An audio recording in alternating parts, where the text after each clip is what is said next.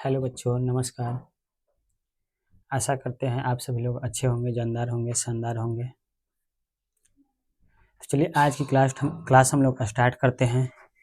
इससे पहले आप सभी से एक रिक्वेस्ट है कि आप लोग ज़्यादा से ज़्यादा वीडियो को शेयर कीजिए और चैनल को सब्सक्राइब कीजिए और बेल आइकन नोटिफिकेशन को ऑन करके रखिए, ताकि क्लास जब भी अपलोड किया जाए, वीडियो जब भी डाली जाए, उसका नोटिफिकेशन सबसे पहले आपके पास पहुँचे और सबसे पहले आप क्लास को देख सकें। और अपने दोस्तों के पास भी इस क्लास को ज़्यादा से ज़्यादा शेयर कीजिए, ताकि आप जैसे ही इस पे आपके चैनल पे स्टूडेंटों की संख्या में वृद्धि होगा तो क्या किया जाएगा, इस चैनल पे सभी सब्जेक्ट क्लासें स्टार्ट कर दी जाएगी।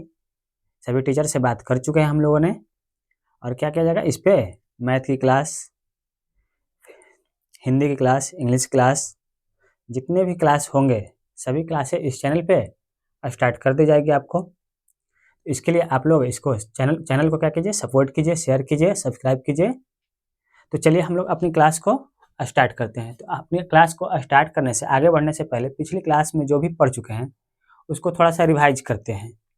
तो रिवाइज क्या करना है, हम लोगों ने पिछली क्लास में क्या पढ़ चुका है। ये हमारा कौन सा दर्पण है, अवतल दर्पण, और ये हमारा उत्तल दर्पण। तो अवतल दर्पण और उत्तल दर्पण में क्या क्या टर्म आते हैं वो सभी के बारे में हम लोगों ने अच्छी तरह से समझ चुके हैं पिछली क्लास में। अगर जिन्होंने पिछली क्लास नहीं देखे हैं तो इस क्लास को देखने से पहले आपसे रिक्वेस्ट है कि पहले आप जाकर के पिछली क्लास को देखिए, जिससे क्या होगा, आपको ये क्लास अच्छे से समझ आएगी। देखिए क्या क्या टर्म आता है। ये तो हमारा हो गया अवतल दर्पण। अवतल दर्पण का बीच का जो भाग होगा यह क्या होगा, ध्रुव होगा। यहाँ पे क्या होगा, फोकस होगा, यहाँ पे वक्रता केंद्र होगा, और ये लाइन जो है हमारा क्या होगा, मुख्य अक्ष होगा। इसी तरह से इसमें भी होता है।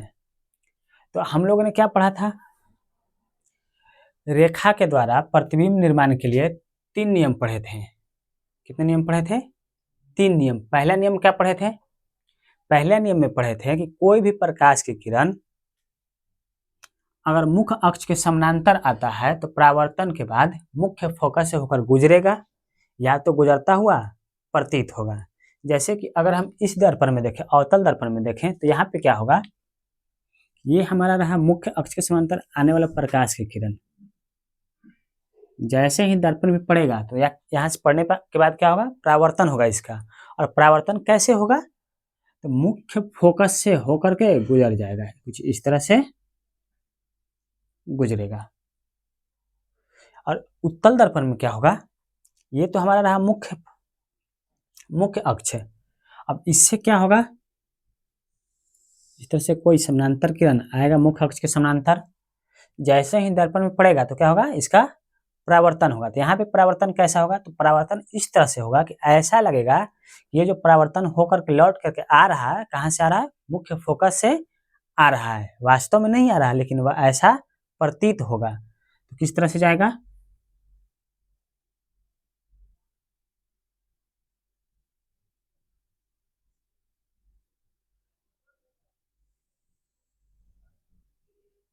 ये कुछ इस तरह से प्रतीत होगा। देखिए परिवर्तन हो रहा है यहाँ से, लेकिन ये जो किरण जा रहा है इधर, ऐसा लग रहा है कि फोकस से सीधा आ रहा है, इसी को कहेंगे आता हुआ प्रतीत होगा। अगला दूसरा नियम हम लोग क्या पढ़े थे, दूसरा नियम में पढ़े थे कि कोई भी प्रकाश की किरण अगर मुख्य फोकस से आता है तो क्या होगा, मुख्य अक्ष के समानांतर होकर के गुजर जाएगा। जैसे ये किरण है, दूसरा अलग मार्कर से लेते हैं ताकि इसको पता चल सके।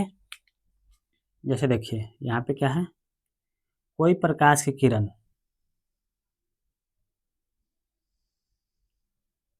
इस तरह से फोकस से होकर के आ रहा है, तो जब दर्पण पे पड़ेगा तो इसका क्या होगा, परावर्तन होगा। परावर्तन किस तरह से होगा, मुख्य अक्ष के समानांतर होकर के ये इस तरह से परावर्तित हो जाएगा।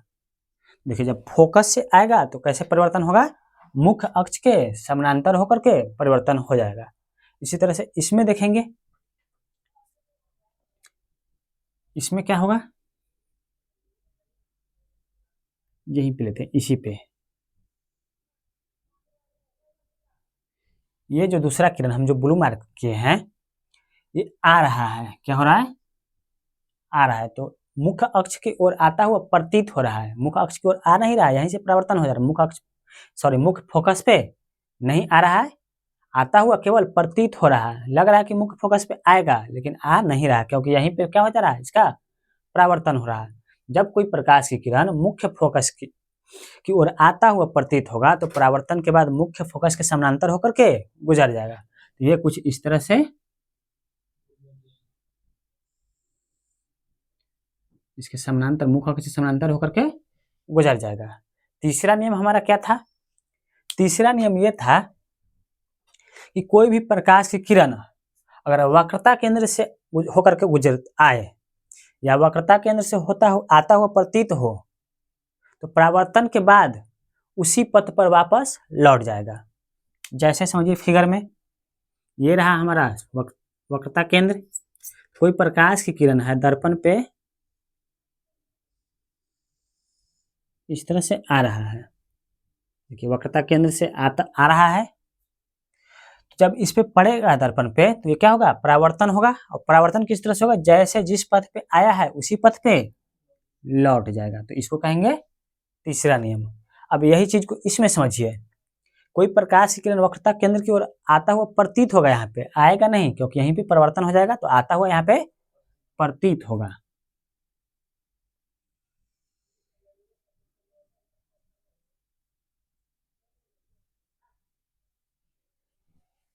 ये क्या हो रहा, मुख्य फोकस की ओर आता हुआ प्रतीत हो रहा है। जब प्रतीत होगा तो यहाँ पे क्या होगा, लिखेगा जब प्रतीत हो रहा है तो वक्रता केंद्र की ओर प्रतीत हो रहा है। जब ये परावर्तन होगा यहाँ से तो इसी पथ पे वापस लौट जाएगा, यहाँ से परावर्तन होगा और यहीं पे लौट जाएगा। ये हमारा क्या था, रेखा के द्वारा 3 तरह के नियम था। प्रतिबिंब बनाने में इसका बहुत ज्यादा यूज होने वाला है, तो इसको आप लोग ध्यान रखिएगा। आगे थोड़ा सा हम बात कर लेते हैं चिन्ह परिपाटी। चिन्ह परिपाटी क्या होता है, जैसे दर्पण में कोई भी चीज है, जैसे ये हमारा दर्पण है तो ये मुख्य फोकस है, तो मुख्य फोकस है तो यहाँ पे क्या होगा, मुख्य फोकस और पोल के बीच की दूरी को क्या कहेंगे, फोकस दूरी कहेंगे। और यहाँ वक्रता केंद्र और पोल के बीच की दूरी को वक्रता त्रिज्या कहेंगे। और इसमें जब भी हम वस्तु को रखेंगे दर्पण के सामने रखेंगे, इसमें भी जब भी वस्तु रखेंगे तो दर्पण के सामने रखेंगे। जो जो चीज होता है इसको किस चिन्ह के द्वारा, किसी में प्लस दर्शाया जाता है तो किसी को माइनस के द्वारा दर्शाया जाता है। इसको हम लोग कैसे ध्यान रखेंगे, इसके लिए कोई चीज रटने की जरूरत नहीं है, सीधा आप अपने हाथ से इसको जान सकते हैं कि किसको प्लस में लेना है, किसको माइनस में लेना है। अगर जो चीज बाईं ओर आ रहा है, जैसे अपना हाथ की ओर ऐसे सीधा खड़ा हो जाइए और देखिए कि फोकस जो है इसमें किधर की ओर आ रहा है, बाईं ओर आ रहा है। जब बाईं ओर आ रहा है फोकस तो क्या होगा, इसको फोकस को माइनस में लेना है। जैसे फोकस दूरी क्या है इसमें एफ, आप इधर सीधा खड़ा हो जाइए और सीधा खड़ा होने के बाद देखिए कि फोकस दूरी जो है हमारे हाथ के किस ओर आ रहा है, दाईं ओर या बाईं ओर। अगर बाईं ओर आ रहा है तो माइनस में लेना है फोकस, और अगर दाईं ओर आ रहा है तो इसको प्लस में लेना है। जैसे कि यहाँ पे देखिए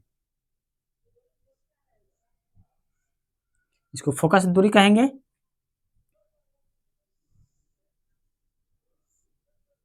इसको वक्रता त्रिज्या कहेंगे।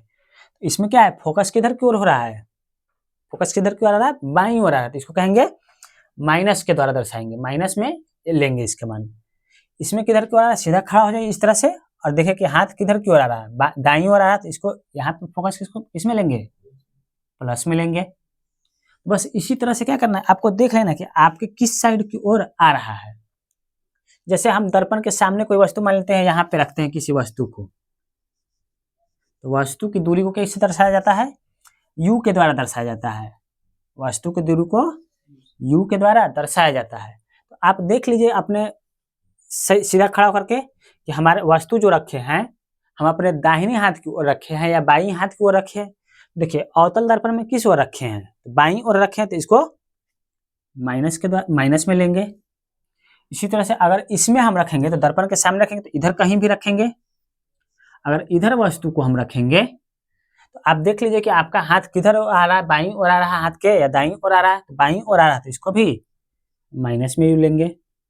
अगर प्रतिबिंब बन रहा है, जैसे कहीं पे इसका प्रतिबिंब बनेगा, तो इसको आपको सीधा देख लेना है कि प्रतिबिंब किस ओर बन रहा है। दाईं ओर बन रहा है तो प्लस में, सॉरी दाईं ओर बन रहा है तो प्लस में, और बाईं ओर बन रहा है तो माइनस में लेंगे। तो इस तरह से, और अगर प्रतिबिंब, जैसे हम सीधा वस्तु को रखें, इसका प्रतिबिंब कभी कभी उल्टा बन जाता है, तो अगर वस्तु को हम सीधा रख रहे हैं तो प्लस में लेंगे, और उल्टा रखेंगे तो माइनस में लेंगे। तो इस तरह से इसको रटने की जरूरत नहीं है, बस अपने हाथों के द्वारा इसको आसानी से याद रख सकते हैं। बाईं ओर माइनस, दाईं ओर प्लस। समझ चुके होंगे इसको कैसे चिन्ह प्रपाटी का यूज करना है, कि कब प्लस लेना है और कब माइनस लेना है। चलिए हम लोग अब आगे बढ़ते हैं। तो आगे बढ़ने से पहले इसको थोड़ा सा साफ करते हैं।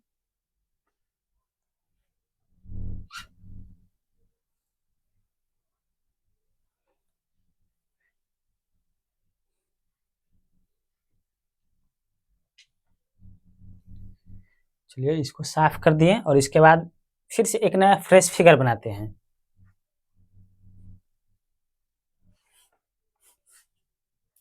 चलिए देखिएगा, इस साइड हम क्या करते हैं, एक और फिर से फ्रेश फिगर बनाते हैं।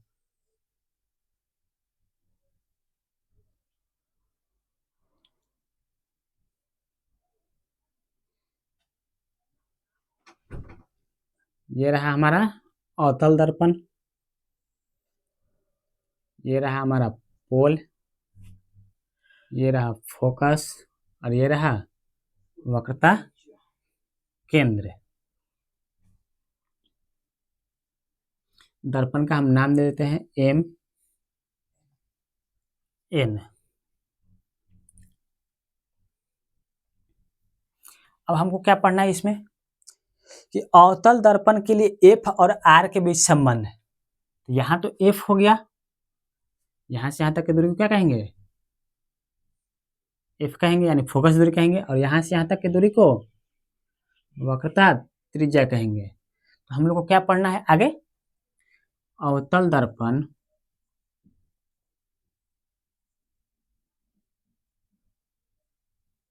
में एफ और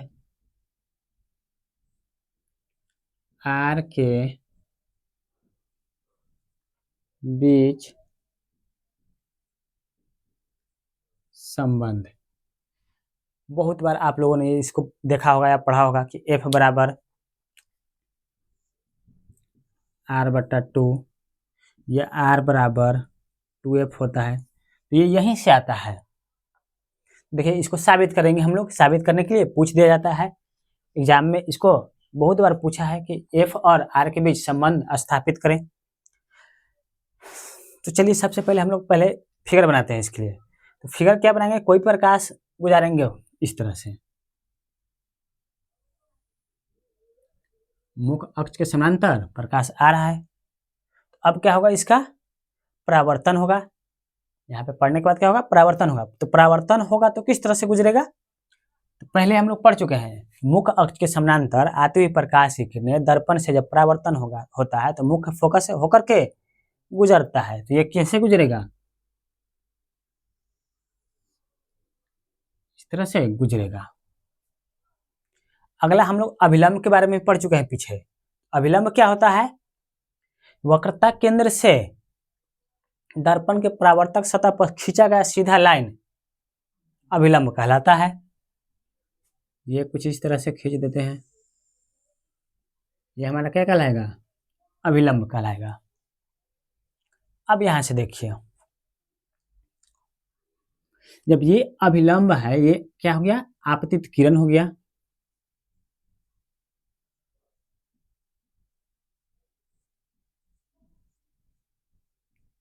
और ये हमारा क्या हो गया,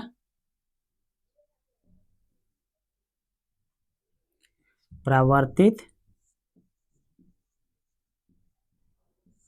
किरण हो गया। अब देखिए इसको कैसे समझेंगे। ये आपतित किरण हो गया, ये अभिलंब हो गया। तो इसको क्या कहेंगे, इस कोण को, देखिए इस कोण को क्या कहेंगे, पहले आप लोग बताइए। आपतित किरण और अभिलंब के बीच के कोण को आपतन कोण कहते हैं। आपतन कोण को किससे सूचित किया जाता है, आई के द्वारा सूचित किया जाता है। अगला यहां से देखिए, ये परावर्तित किरण हो गया और ये क्या हो गया, अभिलंब। तो परावर्तित किरण और अभिलंब के बीच के कोण को किससे सूचित किया जाता है? तो परावर्तन कोण। किसके द्वारा? परावर्तन कोण यानी आर के द्वारा सूचित किया जाता है। अब यहाँ से आप लोग मैथ में चलते हैं, थोड़ा सा मैथ आप लोग जानते होंगे। ये दो हो गया हमारा क्या? समांतर रेखा, और ये हो गया प्रतिच्छेदी रेखा या तिर्यक रेखा कह सकते हैं। ये कोण क्या है? देखिए यहाँ पे ये कोण और ये कोण आपस में क्या होता है? बराबर होता है। किसके द्वारा होता है? एकांतर कोण के द्वारा बराबर होता है। 9th क्लास में आप लोग इसको अच्छे से समझे होंगे, पढ़े होंगे। ये कोण और ये कोण क्या होता है? दोनों हमेशा बराबर होते हैं। और किस नियम के द्वारा होता है? तो अंत एकांतर कोण के द्वारा बराबर होते हैं। देखिए यहाँ पे भी यही चीज लागू हो रहा है, यहाँ पे भी यही चीज है। ये देखिए ये और ये, देखिए दोनों अलग मार्कर से मार्क करते हैं, समझिएगा। ये इसकी बात करें और ये दोनों क्या है? समानांतर है। और ये जो है इसको देखिए इस तरह से काट रहा है तो क्या है? तिर्यक रेखा है। और ये कोण क्या होगा? आपस में बराबर होगा। किस नियम के द्वारा? एकांतर कोण के द्वारा या अंत एकांतर कोण के द्वारा बराबर होगा। जब ये आई है तो ये कितना होगा? ये भी आई होगा। समझ गए? चलिए अब आगे बढ़ते हैं। इसको हम देखिए अब क्या कितना कोण त्रिभुज बन रहा है? तो हमारे पास दो तरह के त्रिभुज बन रहा है। इसको नाम दे देते हैं ए बी, कुछ नाम दे देते हैं ए बी, यहाँ सी, यहाँ एफ। चलिए, और ये हमारा दर्पण क्या है? एम और एन। तो यहाँ से देखिए त्रिभुज कितने बन रहा है? तो हमारे पास त्रिभुज बन जा रहे हैं ए बी सी, आपतन कोण आई, ए बी सी। यहाँ पे कौन कौन सा बन रहा है? आई कोण बन रहा है। देखिए इस तरह के बन रहा है ना फिगर। इसको यहाँ पे नाम है ए, यहाँ पे नाम है बी, और यहाँ पे नाम है सी, और यहाँ पे जो कोण है आई। तो जो कोण बनता है उसको हमेशा बीच में रखा जाता है। तो इसलिए हम लिखेंगे यहाँ पे, अब इधर समझिएगा, कोण ए बी सी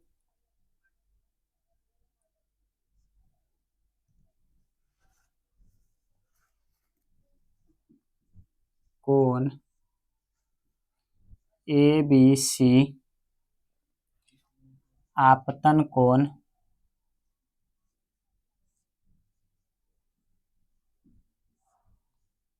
आई है, तथा सी बी एफ परावर्तन कोण आर है।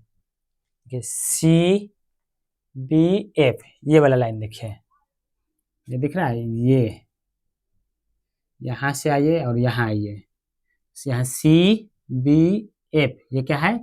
परावर्तन कोण है, और परावर्तन कोण का मान क्या है? आर है। तथा इसमें लिखेंगे तथा सी बी एफ परावर्तन कोण आर है। इसको समझ गए? देखिए फिर से एक बार देखिए, ए बी सी, यहाँ पे कौन बन रहा है? आई, तो इसको कहेंगे आपतन कोण आई है। फिर दूसरा क्या बना है? सी बी एफ, यहाँ पे कौन आर, इसको क्या कहेंगे? परावर्तन कोण। तो ए बी सी आपतन कोण है जो कि आई है, और सी बी एफ परावर्तन कोण है जो कि आर है। अब परावर्तन के नियम से हम जानते हैं कि, अगला क्या जानते हैं कि परावर्तन के नियम से हम क्या जानते हैं कि आपतन कोण और परावर्तन कोण दोनों बराबर होते हैं। आपतन कोण ये आई और परावर्तन कोण आर दोनों आपस में क्या होता है? बराबर होता है। तो लिखेंगे यहाँ पे परावर्तन के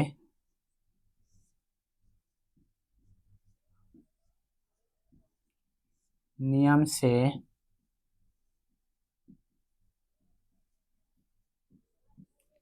हम जानते हैं कि आपतन कोण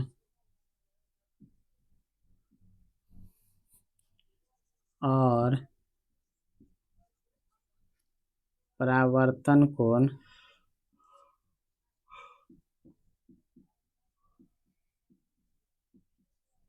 बराबर होते हैं, इसलिए ए बी सी आतन कोण क्या है, यहाँ पे लिख लेते हैं ब्रैकेट में, आई कोण आई बराबर कोण आर। तो ए आई क्या है, कोण ए बी सी बराबर सी बी एफ। ये दोनों क्या होगा, आपस में बराबर होगा। आगे सॉरी सी बी एफ, यहां तक समझ गए। चलिए आगे बढ़ते हैं। तथा ए बी सी और सी बी एफ एकांतर कोण है। ए बी सी और सी बी एफ क्या है, एकांतर कोण है। आगे देखिएगा। अतः तो नहीं, तथा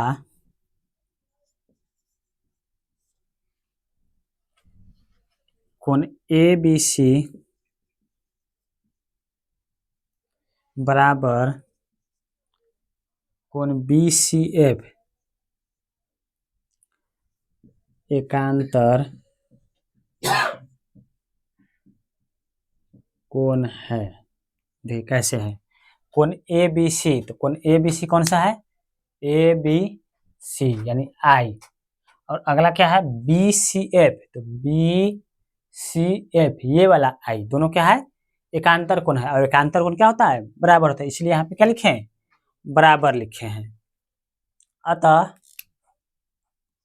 आगे लिखेंगे, अतः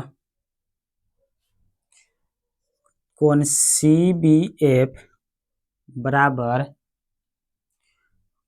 कोण बी सी एफ। अब देखिए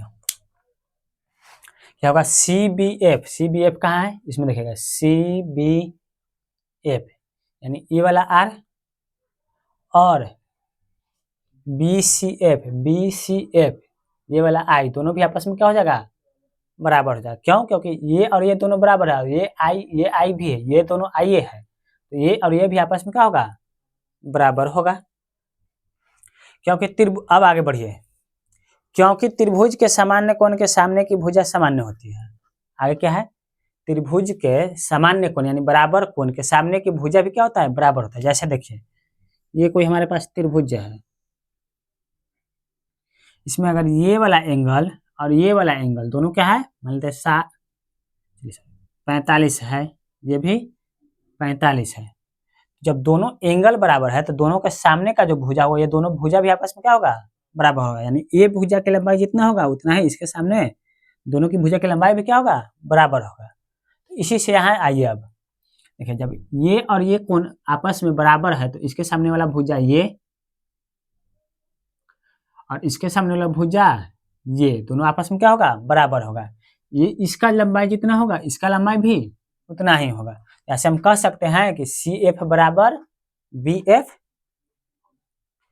चलिए इसको लिखेंगे पहले, क्योंकि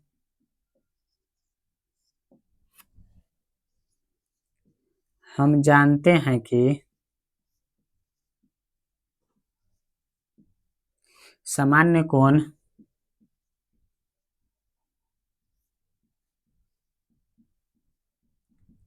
के सामने के भुजा भी आपस में, इसको मिटा देते हैं, सामान्य यानी बराबर होते हैं। इसलिए यहाँ पे क्या हो जाएगा, सी एफ बराबर बी एफ, लिख देंगे सी एफ बराबर बी एफ। यहाँ तक क्लियर होगा। अब आगे बढ़ते हैं। दर्पण का द्वारक एम एन, दर्पण का द्वारक कौन सा है, पीछे हम लोग जान चुके हैं, ये यहाँ से यहाँ तक के व्यास को क्या कहेंगे, द्वारक कहेंगे। दर्पण का द्वारक जो है यहाँ पे तो इतना बड़ा बनाए हैं, लेकिन वास्तव में इतना बड़ा नहीं होगा। क्या होगा, इसको नगण्य मान के चलेंगे। दर्पण के द्वारक को क्या मान के चलना है, बहुत छोटा मान के चलना है। जब इसको छोटा मानेंगे तो ये जो बी पॉइंट है ये कहाँ पे आ जाएगा, इसके पास आ जाएगा, ये बी कहाँ आ जाएगा, पोल के नजदीक आ जाएगा। देखिए जब दर्पण के द्वारा को अगर हम छोटा मान के चले, जीरो नगण्य मान के चले, तो ये जो बी पॉइंट है कहाँ जाएगा, पी के पोल के पास आएगा। जैसे ही ये पोल के पास आएगा तो ये जो रेखा है इसके पास आ जाएगा। जब ये रेखा इसके पास आ जाएगा तो ये और ये दोनों क्या हो जाएगा, आपस में बराबर हो जाएंगे। तो लिखेंगे दर्पण का द्वारक एम एन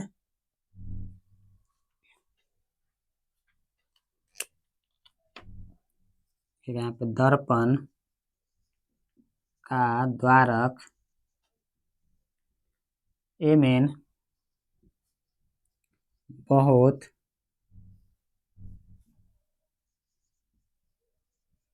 छोटा हो तो बी बिंदु पी के समीप हो जाएगा। क्या हो जाएगा, ये जो बी बिंदु दिख रहा है कहाँ जाएगा, पी के नजदीक आ जाएगा। तो बी बिंदु पी के निकट होगा।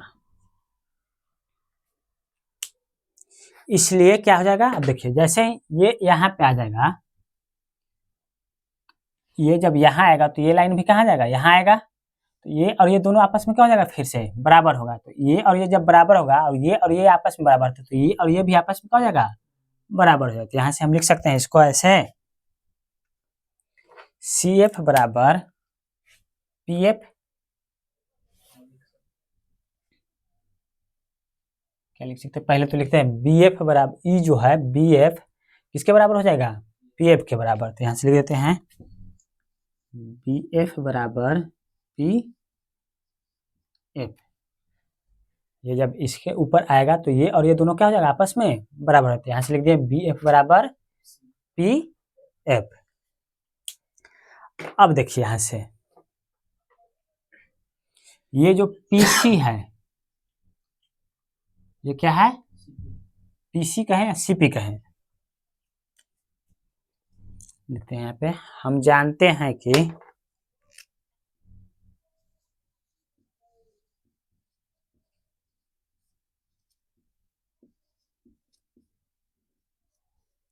पीसी बराबर, देखिए ये जो पीसी है, तो पीसी को हम इस तरह से लिख सकते हैं C F plus P F, बिल्कुल लिख सकते हैं। लिख देते हैं पीसी बराबर सी एफ बराबर P C F plus P F. ये दोनों को जोड़ करके हम एक बार लिख सकते हैं ना, पीसी या सी पी। इसी को हम क्या किए, यहाँ पे लिख दें पीसी बराबर C F plus P F. चलिए अब आगे बढ़ते हैं।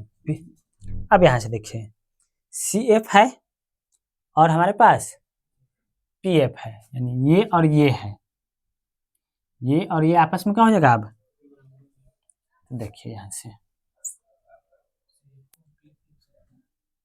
पीसी बराबर, यहाँ से देखिए ये जो, इसको तो छोड़ देते हैं सी एफ को, सी एफ, देखिए सी एफ को जब सी एफ छोड़ेंगे तो ये और ये आपस में क्या हो गया था, बराबर हो गया था। तो हम पी एफ को क्या लिख सकते हैं, बी एफ लिख सकते हैं।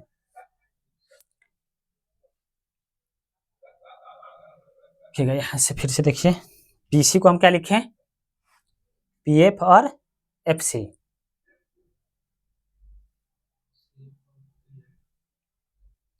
यहाँ से कुछ गलती हो रहा है, देखिए गलती लिखा गया। पीसी को हम कैसे लिख सकते हैं, पीसी को लिख सकते हैं पी एफ और एफ सी, पी एफ और एफ सी। यहीं पे गलती हो रहा है, देखिए यहाँ पे क्या हो रहा है, गलत हो रहा है थोड़ा सा। चलिए देखिए पीसी को हम क्या लिख सकते हैं, पीसी बराबर, ये तो हो गया पीसी, इसको हम लिख सकते हैं क्या, P F plus C F, P F plus C F या एफ सी लिख सकते हैं। चलिए एफ है सी, तो ये जो हो गया पी सी किसके बराबर हो गया, इसके प्लस इसके बराबर हो गया। अब यहाँ से आगे बढ़िए, पीसी बराबर हम क्या लिख सकते हैं, पीएफ और पीएफ लिख सकते हैं। PC बराबर PF प्लस PF। अब देखिए ये कहाँ से लिखे हैं, ये जो आया है FC जो होता है, FC किसके बराबर है, BF बराबर PF। FC ये इसके बराबर था और ये इसके बराबर था। ये कहाँ से आ गया, FC बराबर हम लिख सकते हैं BF प्लस BF बराबर PF। यहीं से ये आया है। देखिए PC बराबर, तो PC को PC छोड़ दिए और PF को PF छोड़ दिए और FC के जगह पे हम PF लिख दिए। क्यों लिखे, क्योंकि यहाँ पे देखिए अब FCE जो था यहाँ से यहाँ तक, FC किसके बराबर था, BF के बराबर था। और BF जब यहाँ B बिंदु आएगा तो BF किसके बराबर होगा, PF के बराबर होगा। इसी चीज को यहाँ पे लिख दिए हैं। अब जब हम FC को हम सीधा क्या FC को हम PF ही लिखें या BF लिख सकते हैं। FC को क्या किए, PF लिख दिए। अब जैसे यहाँ पे लिखे तो अब देखिएगा यहाँ से P और C यहाँ से यहाँ तक की दूरी को क्या कहेंगे, इसको ऐसे लिख सकते हैं PC बराबर 2PF लिख सकते हैं ना। चलिए अब यहाँ से देखिए P और C तक के दूरी को क्या कहेंगे, R कहेंगे। इधर देखिएगा P और C तक के दूरी को क्या कहेंगे, R कहेंगे। तो यहाँ से एक लाइन और इसी को लिख देते हैं PC बराबर 2PF। तो P और C के दूरी को क्या कहेंगे, R कहेंगे। तो R हो गया, 2 है तो 2, और P और F के दूरी को क्या कहेंगे, F कहेंगे। यहाँ से हमको क्या मिल गया, R बराबर जो होता है 2F के बराबर होता है। यही क्या है, संबंध है। इसी को हम ऐसे भी लिख सकते हैं। अब F बराबर क्या है, तो R बट्टा 2, ये क्या हो गया, F और R के बीच में संबंध हो गया। तो इसको आप लोगों ने बहुत आसान भाषा में समझ चुके होंगे। चलिए एक बार और फिर से थोड़ा सा देख लेते हैं। सबसे पहला काम क्या करना है, यहाँ पे जैसे ही प्रकाश की किरण गुजारेंगे तो परावर्तन होगा। कहाँ से होगा, फोकस से होगा। और सेंटर से इस पे डालेंगे तो क्या होगा, अभिलंब होगा। यहाँ एक कोण बनेगा आपतन कोण, यहाँ कोण बनेगा परावर्तन कोण। और ये कोण बराबर हो जाएगा किस नियम से, एकांतर के नियम से। और ये जो है एकांतर, ये और ये भुज क्या हो जाएगा, आपस में फिर से बराबर हो, तो ये भुजा और ये भुजा आपस में बराबर हो जाएगा। और यहाँ से फिर क्या करना है, ये दर्पण का द्वारक है बहुत छोटा मानना है। दर्पण के द्वारक को छोटा मानना है। जब छोटा मानेंगे तो ये B कहाँ आ जाएगा, B के निकट आ जाएगा। जब B के निकट आएगा, ये जो भुजा है इसके बराबर हो जाएगा। ये बराबर हो जाएगा तो यहाँ से आप आसानी से इसको हल कर सकते हैं। चलिए आज की क्लास में यहीं तक रहने देते हैं।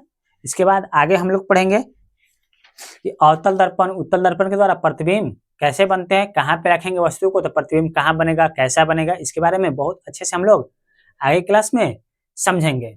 ये बहुत इंपॉर्टेंट है, इसको आप लोग ध्यान रखिएगा। वीडियो क्या करना है, एक बार और दोबारा, एक बार में ना समझ में आए दोबारा वीडियो को देखना है, क्योंकि यहाँ से क्वेश्चन पूछा जाता है। सीधा पूछ देगा कि अवतल दर्पण में या उत्तल दर्पण में फोकस और वक्रता त्रिज्या के बीच में संबंध को स्थापित करें, संबंध बताएं। चलिए आज की क्लास को यहीं तक रहने देते हैं। Thank you so much. आप लोग दोस्तों ज़्यादा से ज़्यादा शेयर कीजिएगा।